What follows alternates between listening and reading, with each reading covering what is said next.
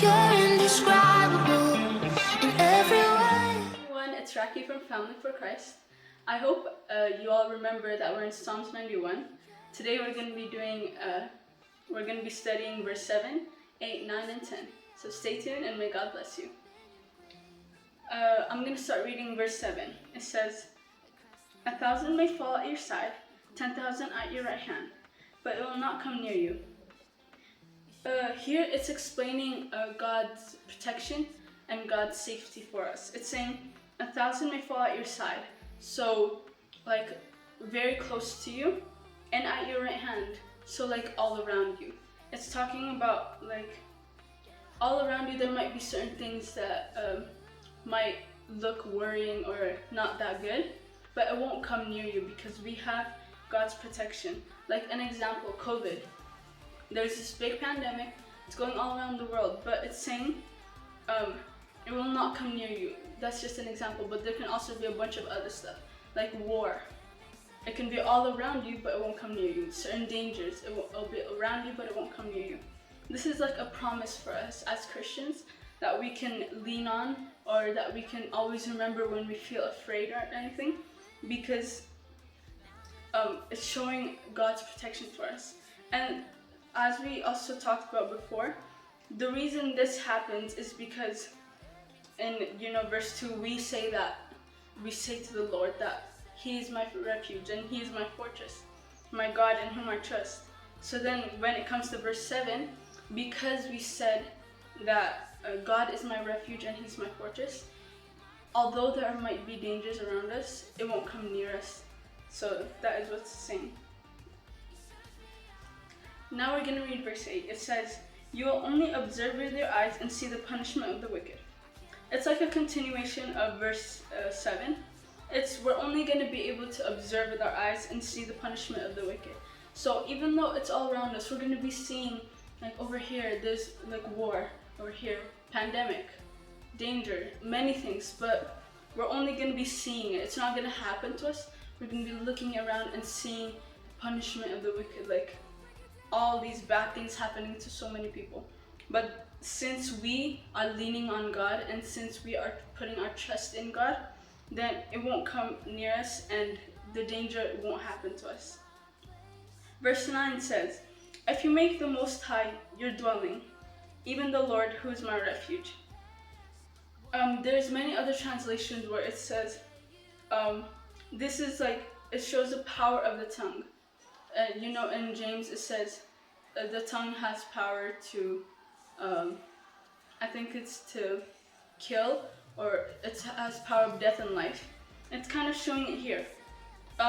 When we say to God that you're my God, you're my refuge, you're my protector, God does that, and it happens. He won't like make us embarrassed or ashamed, because we are putting our trust in God. And so then He, back to us, He will show us what He does, what He can do, which is His protection, His love, and so much other things. And here it's like, as I also said before, in verse 2 it says, I will say of the Lord, He's my refuge.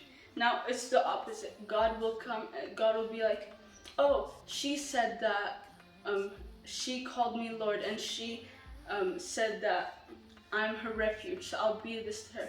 He said that He puts His trust in me and this, so then He will do it. And this is what it's saying here.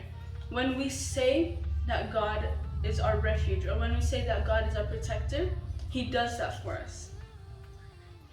We won't even have to worry about it because He's always going to be there to do it for us. And verse 10 says, then no harm will befall you, no disaster will come near your tent.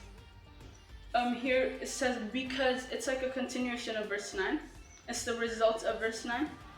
When we say that He's our refuge and fortress, then no harm will come upon us and no disaster will come near, like around us. Like Job, for example.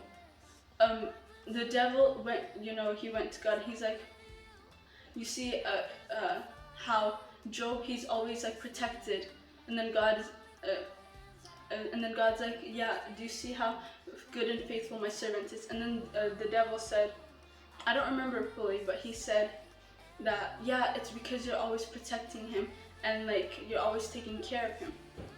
Kind of like that here. When we lean on God, or when we stay firm on the path God has for us, then no matter what the devil has in plan for us, God is always going to be there to protect us.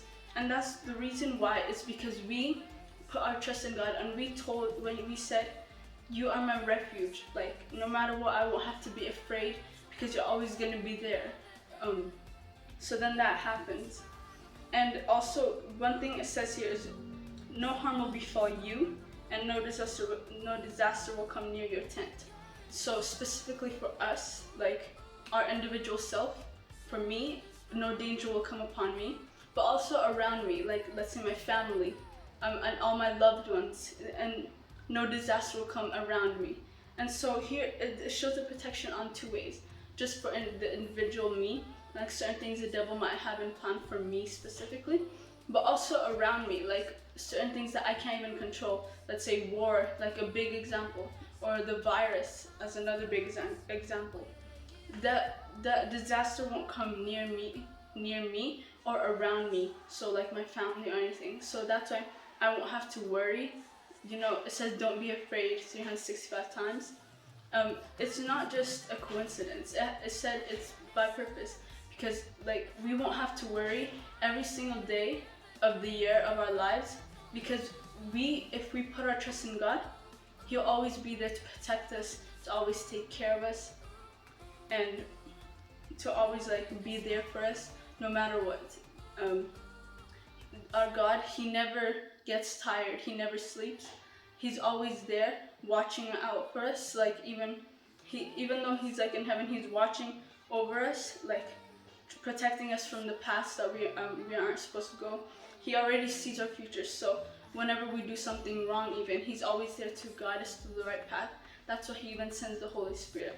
This is how much of a loving God we have, and this is how much like we can see His love, and that reason is because we say to God, "You're my refuge, you're my safety, you're my fortress."